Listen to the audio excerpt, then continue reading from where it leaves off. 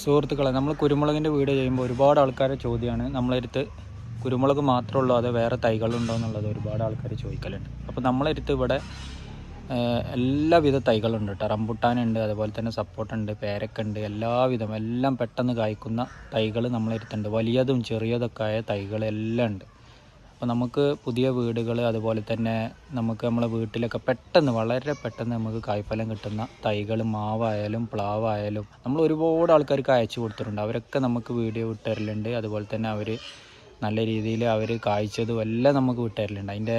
ഞാൻ എൻ്റെ യൂട്യൂബിൽ അപ്ലോഡ് ചെയ്യുമ്പോൾ അതിൻ്റെ വീഡിയോയിലൊക്കെ നല്ല രീതിയിൽ കമൻറ്റും വരലുണ്ട്.